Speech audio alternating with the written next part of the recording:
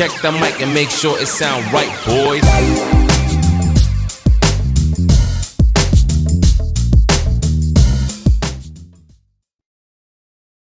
Sioux City, Mississippi.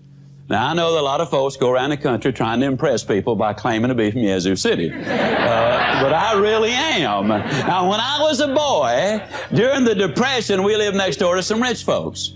I knew they were rich for two reasons. Number one, they had a cook. Number two, the cook had something to cook.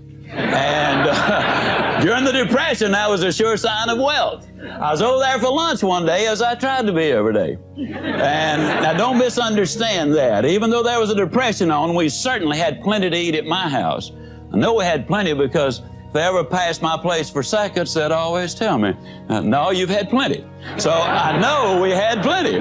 Now the cook brought the biscuits out, and this is not an exaggeration. Those biscuits were not as thick as my wrist was.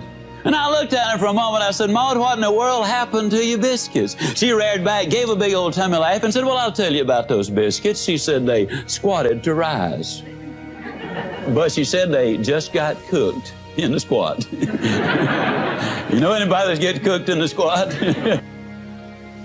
The people who wait for Aunt Matilda to move out, or John to get on the day shift, or the new models to come out, or the new mayor to come in, or for the new advertising campaign to get started. The people who wait on the new senator in Washington, or until inflation slows or the rate of interest come down. The people who wait for changes to take place out there before they do the changing in here are flat gonna end up getting cooked in the squat. The rule is simple. You do it now. You do it now.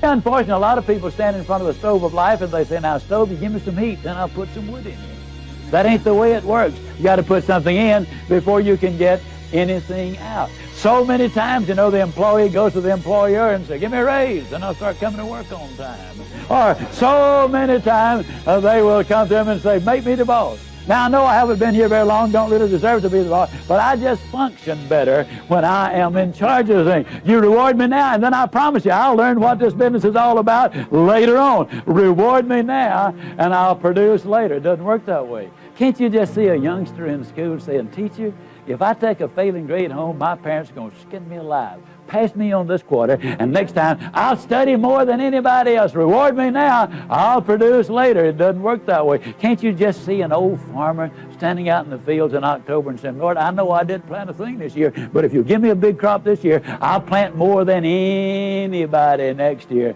It ain't that way, folks. You got to put something in before you can expect to get anything out. Well, he's just pumping away. You know, that's hot. It's August. I mean, the question is just how much pumping are you going to do for a drink of water? And finally, old Bernard said, you know, Jimmy, I don't believe it's any water down there. Jimmy said, yeah, it is, Bernard. You know, in South Alabama, the wells are deep, and oh, we're glad they're deep because the deeper the well, the cooler, the cleaner, the sweeter, the purer, the better tasting the water. And isn't that true of life? Isn't it true that if you could become an MD by 6 weeks of summer school, that the rewards would be almost minimal or nothing, and how many patients would you have? Isn't it true that if you become a sales expert in 3 days of a training school, that the rate of pay would go down rather radically? Isn't it true that anything worth doing is worth doing poorly? Until you can learn to do it well. We'll never know how many kids have missed a college scholarship because they didn't study an average of 10 more minutes a day. We will never know how we come so close to promotion, but we grew discouraged and quit too soon. We'll never know how much more success we would have had we just had a little more pumping in there, and pump and pump and pump and pump. Well, finally, old Bernard just got disgusted. He threw up his hand. He said, Jimmy, there's just no water down there. Jimmy said, don't stop, Bernard. Don't stop. If you stop, the water's going to go all the way back down, and then you're going to have to start all over. The reality is, folks, and I'm totally convinced of this, this is the story of America. This is your story. This is the story of success. This is the story of life. I believe with all of my heart that if you will pump long enough and hard enough and enthusiastically enough, that eventually the reward is going to follow the effort, and then once that water starts to flow, all you got to do is just keep a little easy, steady pressure on it, and you're going to get more water than you can possibly use. The basic problem is this. So many times people get involved in something and they'll say, well, I'll give it a try, and if it works out, that'll be good, and if it doesn't work out, I mean, hey, I ain't gonna kill myself. You know what I mean, fella? Well, I gotta tell you something, folks. You're gonna pump forever like that before anything happens. When you get into something, grab that sucker and get with it. And then once the water starts to flow, then, ladies and gentlemen, that's what Strategies for Success is all about.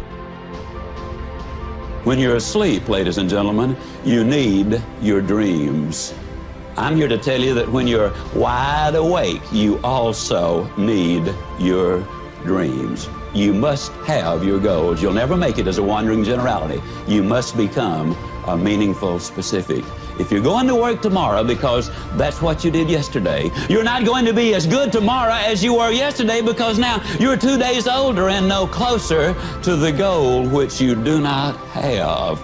You can't make it as a wandering generality. I want to talk a little bit about goals on the line of how do you lose 37 pounds and write a book. I'm just going to kind of give you that as an example. For 24 years of my adult life, by choice, I weighed well over 200 pounds. I say by choice because, you see, I have never accidentally eaten anything. I mean, it's always been deliberate. And when I choose to eat too much today, I have chosen to weigh too much tomorrow.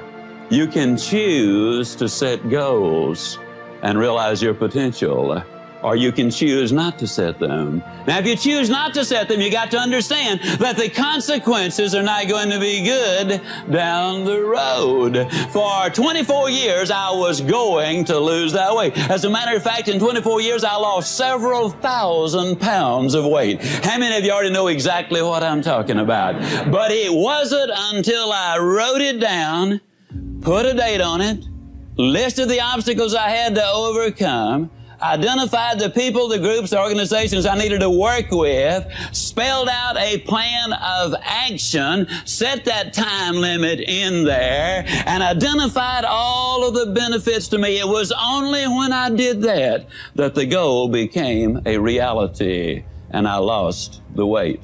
For 10 or 15 years, I was going to write a book. You know anybody who's going to do just a whole lot of things, folks? I was going to write a book. But it wasn't until I got busy writing the book and writing the plans first before the book ever materialized. Now, if it sounds like I'm trying to sell you on having goals, how many of you are getting close already? How many of you are becoming convinced right quick like that you need to have those goals? There's no question about it. The immortal J.C. Penney many, many years ago said, give me a stock clerk with a goal, and I'll give you a man who will make history. But give me a man without a goal, and I'll give you a stock clerk. A commitment plays heavily in everything. If you've made a commitment, when you hit the rough spots, not if, when you hit the rough spots, your immediate thought is, how can I solve the problem?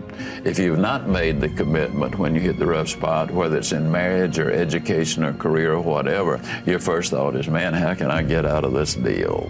And so that commitment plays a huge role, and is, you know, some people are about as committed as a kamikaze pilot on his 39th mission. I mean, they don't really take it that seriously. I listened to the people who were successful in selling that product. I would learn new things from different ones, new approaches, and that's you must be a constant student. A lot of people are afraid to try anything new because they are afraid that they will be embarrassed until they get good at it.